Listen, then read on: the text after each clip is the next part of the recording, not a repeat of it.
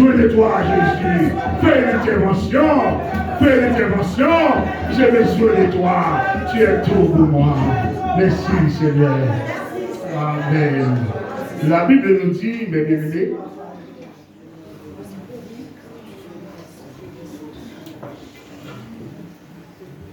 le coupable, c'est notre cœur.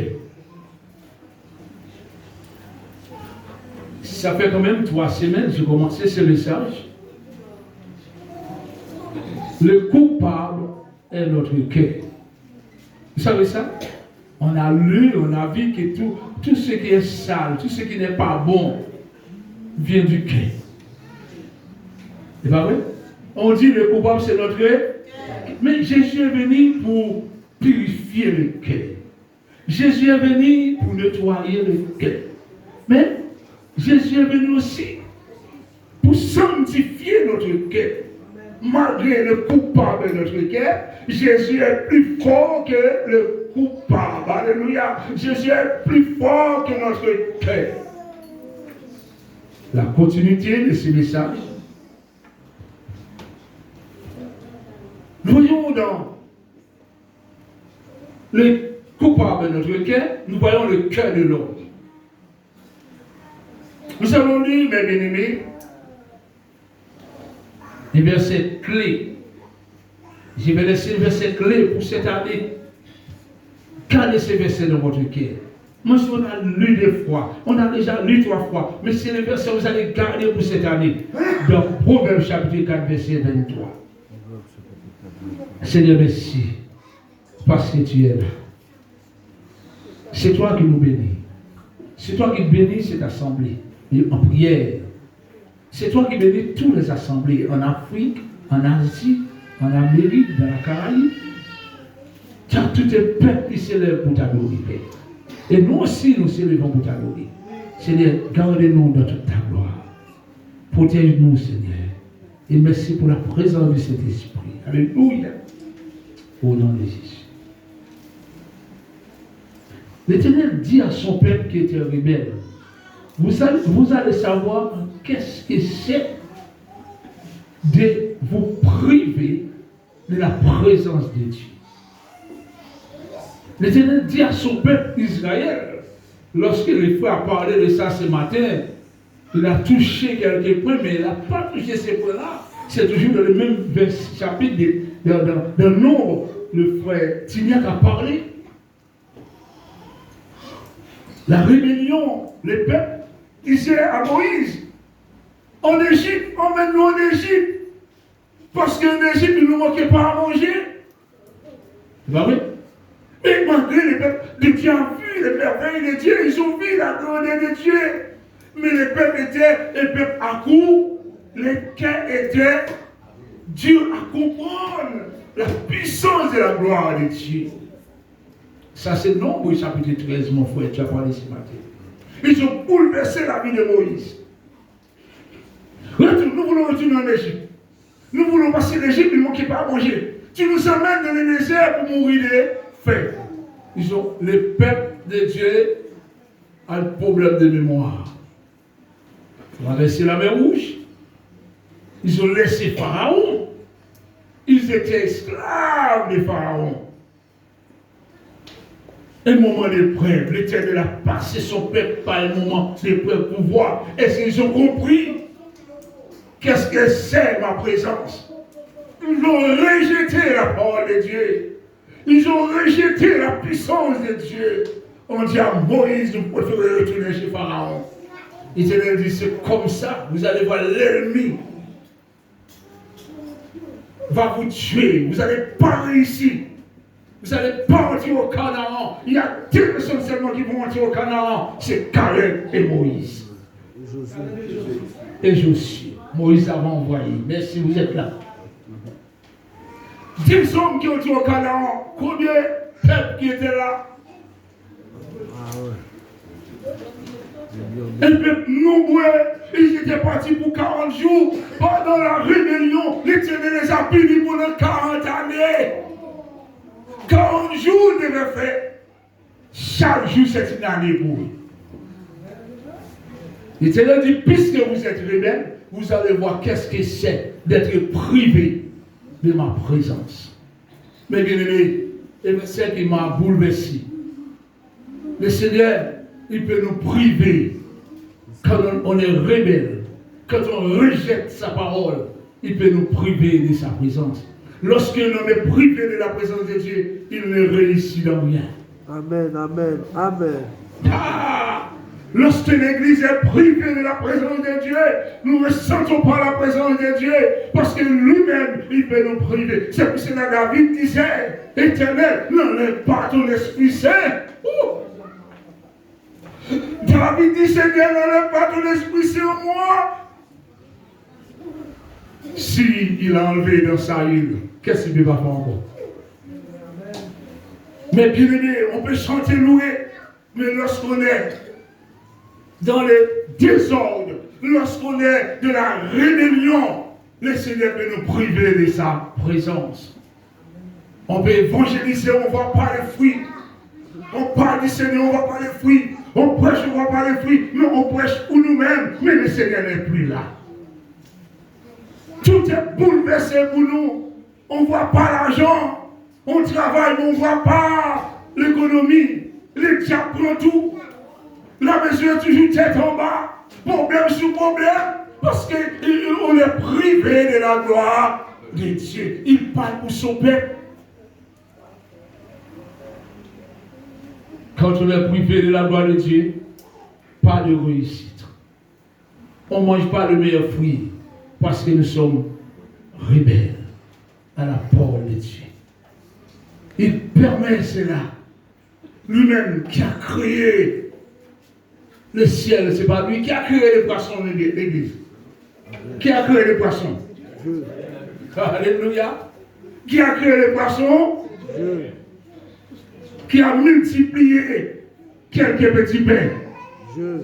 Qui a envoyé la manne dans le ciel. Dieu. Mais pourquoi être rebelle à sa parole comme s'il ne peut rien faire encore, mes bien-aimés? N'écoutez jamais l'homme qui vous dit qu'il ne croit pas en Dieu. Ni il ne croit pas à la parole de Dieu. Mais il croit, un jour il va mourir quand même. Un jour il va partir quand même. Ça me fait penser à un homme, on parle beaucoup de lui, mais ce qui m'a fait la peine, c'est qu'il sait qui est Dieu. C'est notre ancien maire du Monde qui vient d'être décédé. Il est mort quand même. Hein? Mais il va mourir quand même. Pas là pour dire. L'Éternel a dit, c'est moi qui fais vivre, c'est moi qui vais mourir. Si tu crois, c'est bien. Si tu ne crois pas, c'est ton problème. Ça n'arrête pas la puissance de l'Évangile. Ne crois pas, ne peut pas me troubler. Un jour, tu seras devant la face de Dieu. Alléluia. Toi qui ne crois pas, un jour, tu vas te trouver devant la face de Dieu. Devant le tribunal de Dieu. Alléluia. Et tu verras qu'est-ce que ça veut dire d'être privé de la gloire de Dieu. Voici le verset ce matin. Dans Proverbe chapitre 4, verset 23. L'Église, les enfants de le Seigneur, les enfants de la foi. Voici ce que la Bible nous dit ce matin. Garde ton cœur. Plus que. Est-ce qu'il y a quelque chose qui peut remplacer le mot tout? Non. Alléluia. Les enfants du Seigneur. Voilà ce que l'Éternel veut, ce qu'il nous demande. Il sait qu'on nous pourrait troubler. Il y a des choses qui vont nous troubler. Il y a des choses qui vont nous sortir de sa présence. Il y a des choses qui vont nous sortir de la foi. Il y a des paroles qu'on va entendre. Il y a des choses qu'on va voir qui peuvent nous troubler. Mais il nous dit ce matin, garde ton cœur. Plus que toute autre chose. Est-ce qu'il y a quelque chose qui peut remplacer autre chose? Garde-lui de quoi? De ton cœur. Seulement ton cœur qui est nécessaire pour moi ce matin. Seulement ton cœur, jeunesse, enfant, adulte, Ton cœur est important pour Dieu. Ton cœur est important pour Dieu. Il a dit, mais l'homme juge selon l'apparence. Mais Dieu regarde au cœur. Alléluia. L'homme te juge parce qu'il voit ton visage et te fatigué. Mais il ne sait pas quelle souffrance que tu as. Il met une autre souffrance sur toi encore. Mais Dieu connaît ta souffrance. Quand ton cœur, gardez-lui fier.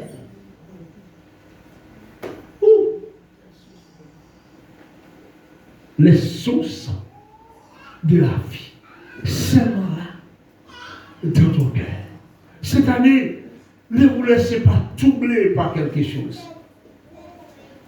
Il y a des choses qui vont vous troubler. Il y a des choses qui vont te faire écarter la présence de Dieu. Mais garde ton cœur. À chaque fois, ces choses-là vont arriver. Dis, hey, je vais garder mon cœur. C'est pour cela, mes bien-aimés, David disait, je garde la parole dans mon cœur, afin de ne pas pécher contre Dieu. Seulement là, on peut cacher la parole de Dieu. Quand la parole de Dieu est cachée dans notre cœur, mes bien-aimés, on a une vie de sainteté. Oh, alléluia, on a une vie d'amour, il y a une vie de support. Oh, même s'il y a la souffrance, je n'ai pas dit qu'on n'aura pas de souffrance. Je n'ai pas dit qu'on n'aura pas de maladie. Je n'ai pas dit qu'on n'aura pas d'épreuve, mais Jésus sera ton guide. Il sera avec toi. Mais il a dit, garde ton cœur. Même si tu es malade, mes bien-aimés, même si tu es souffrant, fais comme Job. Job, de sa souffrance, de tout ce qu'il traversait, mes bien-aimés, Job a gardé ton cœur. La Bible nous dit, Job n'a jamais dire une parole pour blesser le cœur de Dieu. Malgré Job souffrait, malgré la souffrance était dure pour Job, malgré les amis de Job l'avaient abandonné, malgré le corps de Job était rempli de Job s'est gratté, mes bien-aimés. Mais où est l'Éternel? Où est l'Éternel? Job était fou. Quand je grattais par là, je grattais par là. Je grattais là. Quand je grattais son dos, ses fesses lui manquent. Quand je grattais ses fesses, on est là, dans le miel. Je sais ce qu'elle fait. Quand il tournait derrière son cou, il est en train de gratter son cou. Je grattais là. Mais c'est son bois qui prend maintenant. Oh, quelle souffrance! Mais Job a gardé la foi. Les amis de Job ont abandonné Job. On va t'abandonner, mais Jésus ne va pas t'abandonner. Oh, tes parents vont te laisser, mais Jésus ne va pas te laisser. Tes enfants vont t'abandonner, Jésus ne va pas t'abandonner. Les voici, il ne va pas entrer chez toi. Tu grattes trop, mais Jésus sera là avec toi. Alléluia! Oh, les voisins m'ont dit, vous n'allez pas chez madame tel, chez monsieur tel. Les voisins ont dit, mais il est prêt. Mais même si tu es prêt, Jésus vient te toucher. Jésus vient te toucher. Garde ton cœur. Vous voulez décourager Job? Sache à qui tu vas parler de ta souffrance. On voulait détourner le cœur de Job. Job disait, pendant qu'on voulait détourner son cœur de l'Éternel, je vais lui arrêter. Je sais que mon Rédempteur est vivant. C'est pas ce que tu dis qui va me déranger, mais je sais que mon Rédempteur est vivant. Alléluia. Le cœur de Job commence à parler. Job dit, mais c'est Dieu qui donne, c'est Dieu qui prend. Son nom c'est le soir. Alléluia. Job a gardé son. Mais en gardant son cœur, prononcer, confesser la parole. Mais bien-aimé, garde ton cœur. Quel que soit ce qui peut arriver, garde ton cœur. Garde ton cœur. Voilà. Lorsque nous disons garde ton cœur, pourquoi? Le cœur Le cœur. Le cœur se trouve, c'est le moteur. Hein? Je lisais dans Martinique 1er, et vendredi, lorsque je laissais le gène, c'est là que j'ai vu sur le Martinique 1er que le maire est décédé. Mais dans son témoignage, il disait, la veille, il avait mal au cœur. Il avait une douleur dans son. Mais vous savez, cette douleur, vous pouvez regarder sur Martinique 1er. Vous savez, cette douleur, personne ne peut la guérir.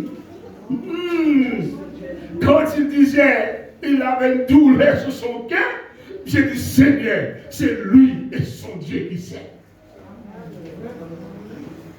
Où il a la douleur, et il va partir.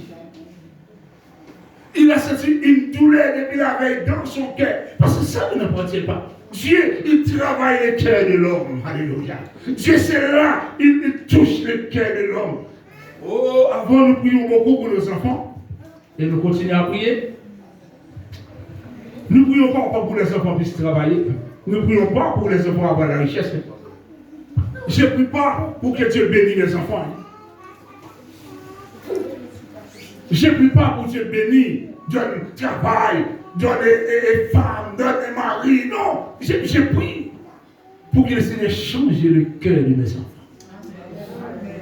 Vous savez, quand Dieu change le cœur de tes enfants, tu as un enfant sage, un enfant béni. Il a tout pleinement. Tu verras un autre enfant. La richesse ne peut pas changer le cœur de l'homme. Les hommes politiques ne peuvent pas changer le cœur de l'homme. Les hommes politiques vont te faire un mensonge, il va te donner des vêtements, il va te donner des belles chaussures pour aller parler de lui, mais il ne peut pas changer ton cœur. Amen. Mais la seule personne qui peut changer le cœur de l'homme, c'est Jésus-Christ de Nazareth. Le cœur de l'homme a besoin d'être changé. Le cœur, pourquoi? C'est le moteur. Le cœur, c'est le moteur central de la circulation du sang. Tout cela, ça passe. C'est la partie centrale, la plus profonde. La plus profonde, le cœur de bien-aimé. Peut-être que tu ne savais pas l'importance de ton cœur. Tu as entendu que tu as un cœur. Mais tu ne savais pas combien ton cœur est important devant Dieu. Dieu regarde toujours à ton cœur. Pendant qu'ils sont en train de te juger, Dieu est en train de regarder à ton cœur. Pendant qu'ils sont en train de te condamner, Dieu regarde à ton cœur. Alléluia. Et l'Éternel a dit, pendant qu'ils sont condamnés David pour sa faute, et puis l'Éternel dit, j'ai trouvé un homme selon mon cœur. Parce que Dieu a trouvé quelque chose d'extraordinaire dans le cœur de David. C'était un esprit d'humilité. David aime humilier. David aimait demander pardon à Dieu. David était prêt à présenter devant Dieu. Pendant que les hommes ont été condamnés David, David a dit non, pas vous. Et l'Éternel a dit non, vous regardez cet homme. Vous condamnez cet homme. Moi je le trouve selon mon cœur. Le Seigneur, il a besoin de nous trouver selon son cœur ce matin. Alléluia. Nous voyons le moteur central de la circulation du sang. C'est la partie centrale, la plus profonde. C'est comme un arbre. C'est comme des arbres, mes bien-aimés. Vous savez, l'arbre a un tronc. Le tronc, c'est le cœur. Le cœur, c'est le siège de l'activité principale. Et si l'arbre n'a pas de tronc, l'arbre ne peut pas vivre, grandir. Vous savez, le tronc de l'arbre, c'est où? Quand vous allez couper, vous allez voir, nous on dit, dans nos corps, nous avons des organes. L'organe même de l'arbre. Vous allez voir au milieu, il y a une racine qui sort, qui descend jusqu'au fond.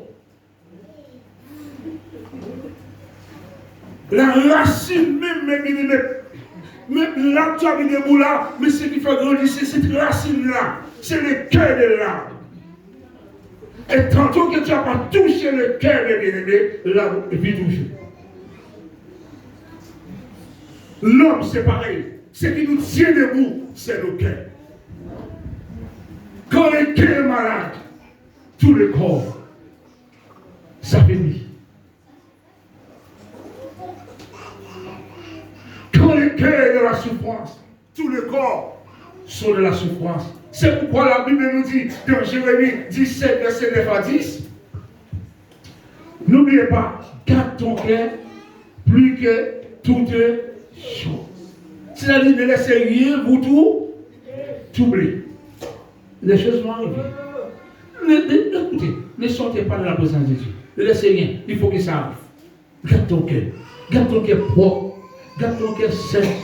Garde ton cœur de la sainteté. Même s'il y a le combat, ne laisse pas ta bouche faire pécher ton cœur. La Bible nous dit dans le verset 9, le cœur est comment? Tortueux. Par-dessus tout. Est-ce qu'il y a quelque chose qui peut être comme la situation du cœur de l'homme? Quand un cœur est tortueux, comment qu'il est? Mon frère Martine, ma chérie, quand un cœur est tortueux, comment qu'il est? Il est. Allez. Quand le cœur est tortueux, comment qu'il est? Méchant. Mais comment connaître que le cœur est méchant, ce n'est pas Dieu? Ah! Le cœur de l'homme est mauvais, méchant. Et pourtant, tu vois l'homme bien devant toi. Tu vois l'homme avec un caractère bien, il rit, mais tu ne connais pas ce qui c'est de son cœur. Ce qu'il a caché pour toi derrière. La Bible nous dit, mais attention, le cœur de l'homme est en Dieu. Par-dessus tout. Et il est méchant. Qui peut le connaître? Qui peut le connaître? Qui peut le connaître? La Bible a dit qu'il vaut mieux d'entrer dans une maison de deuil que dans une maison de fête. C'est important ça. Il vaut mieux d'entrer dans une maison de deuil que d'entrer dans une maison de fête. Ça m'a fait penser à ce qui s'est passé le mois dernier à la Jupabouillon.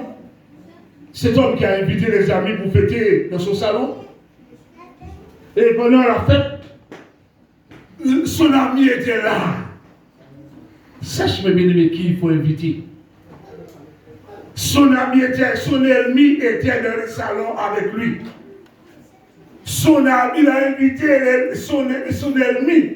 Mais en sachant que c'était son ami, mais il ne connaissait pas le cœur de cet homme. Pendant, il était venu avec le cœur méchant, mauvais. Oh, le journal nous dit, pendant la nuit, et puis il commençait, vous savez, quand il est 2h du matin, c'est l'alcool qui commence à couler. Il a fusillé l'ami qu'il a invité dans ce salon, il a fusillé son ami dans ce salon même. Il a fait sortir son âme devant sa femme, 3 enfants, il a fusillé son ami. Et pourtant, il a invité son ami, il regardait les voyants, mais il ne connaissait pas le cœur de son ami. La Bible nous dit, nous devons savoir qui il faut fréquenter, parce que nous ne connaissons pas le cœur de l'homme. On voit l'homme là, mais on ne sait pas quelle méchanceté habite au fond de lui. Alléluia. Le verset 11 nous dit des versets. Moi l'Éternel. Moi l'Éternel. J'éprouve le cœur. Je sonde les reins pour rendre à chacun selon ses voies, selon le fruit de ses ailes. Seulement l'Éternel. Dites avec moi. Seulement l'Éternel. Qui peut sonder le cœur. Qui peut sonder les reins. Même le médecin ne peut pas savoir ce qui se passe dans le cœur. Même le chirurgien ne peut pas savoir ce qui est dans ton cœur. Mais l'Éternel sait. L'Éternel sait. La Bible nous dit plus loin, mes bien-aimés. Donc, Genèse chapitre 6, verset 5. Genèse, chapitre 6, verset 5. Et l'Éternel dit, l'Éternel vit que la méchanceté de l'homme était grande. Où ça? L'Éternel a vu que la méchanceté, le cœur de l'homme est mauvais depuis la création. Vous ne savez pas ça? Vous ne savez pas ça? Vous le savez ce matin. Même pourquoi? C'est pour cela que je disais toujours, je conseille toujours, avant d'épouser un homme, demande au Seigneur à qui j'ai affaire. Seigneur, comment tu vois le cœur de cet homme? Seigneur, comment tu vois le cœur de cette femme? Dieu sait le bien-aimé qui connaît le cœur. De moment, tu peux voir avec tes yeux, et puis c'est un serpent, tu veux entrer chez toi. Dieu 3 jours, mes bien-aimés, les années révèlent le caractère. Ah, j'aime bien quand le pasteur Marcelo parle de ça. Il a dit, mais les jours révèlent le caractère, les semaines révèlent le caractère. Les deux côtés, c'est pendant les années, tu vas voir qui tu as affaire. Au début, tu vas voir, tu as un mouton chez toi. Un mouton, hey! Les codes n'ont pas encore sorti. Marcelo nous, codes n'ont pas encore sorti. Après 6-7 mois, 1 an, codes n'ont commencé à pousser. Qualité en bas. Problème, difficulté. Les jours, les années commencent à nous montrer à qui on a affaire. Même dans l'église. Même dans l'église. J'ai béni les Seigneur pour mes frères qui sont là au combat. J'ai béni mon frère. J'ai béni ma soeur. Malgré les difficultés. Vous savez, mes bénis, j'observe. J'ai prié pour vous, mes frères. Oh, alléluia. Qui sont là. Ce n'est pas l'œuvre du pasteur la guerre, mais c'est l'œuvre du Seigneur, sachant qu'on aura le combat. Alléluia. Alléluia. Ce n'est pas pour la tempête qui est partie, non. Ce n'est pas pour les difficultés, non. Alléluia. Alléluia. Mais il faut que ça, que mon cœur ne doit pas troubler, dit Jésus. Alléluia. Je ne fais pas le travail de l'homme. Si c'est pour un homme, je ne serai pas là. Si c'est pour une femme, je ne serai pas là. Je n'attends pas une prophétie de moi. Non, j'attends ce que le Seigneur dit de moi. Les années révèlent le caractère. L'Éternel dit que la méchanceté des hommes était grande sur la terre. Et que toutes les pensées, ce qui est caché dans le cœur, toutes les pensées que tu as, oh, depuis longtemps, j'ai 18 ans, pourquoi je n'ai pas influencé? Attends, laissez-moi m'envoyer ton fiancé, ton mari. Non, toi, monsieur Père, ton fiancé là, ton mari est là. Même si tu as. Attendez, ne soyez pas pressés, n'allez pas faire ce qui déplaît à l'Éternel. Non, alléluia. Laissez le diable qui envoie des pensées. Alléluia. Pourquoi je n'ai pas d'argent? Pourquoi l'autre riche à côté de moi? Pourquoi moi je suis pauvre? Non, laissez-le savoir pourquoi tu es pauvre. Béni soit l'Éternel. Garde ton cœur, garde ton cœur, garde ton cœur. Oh, alléluia. Oh, même si tu n'as pas de voiture, laissez-le mettre toute voiture sur la route pour toi. Alléluia. Laissez-le connaître tes besoins. Il connaît ton foyer. Il connaît tes difficultés. Alléluia. Il sait tes besoins avant même de lui demander. Ne laissez pas les mauvaises pensées te détruire. Même si tu as un pantalon.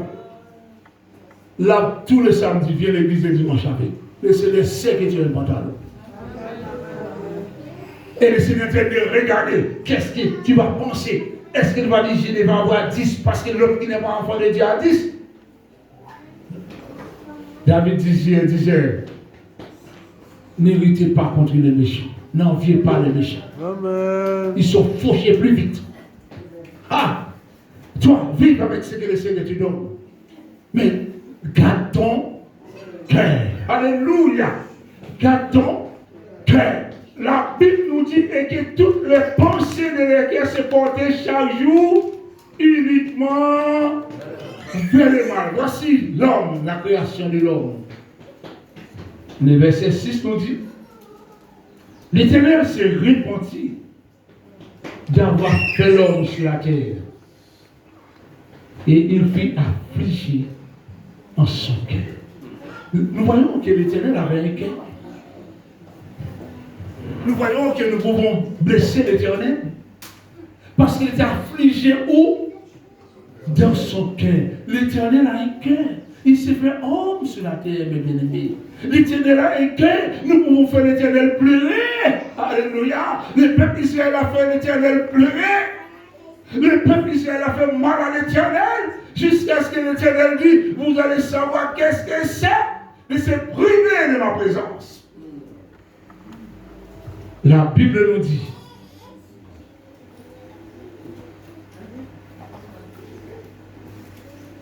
dans le verset 22, Genèse 8, verset 21. 22. Genèse. Alléluia. Merci Seigneur. L'Éternel sentit une odeur agréable. Et l'Éternel dit en son cœur. Où ça il a dit? L'Éternel a parlé dans son cœur.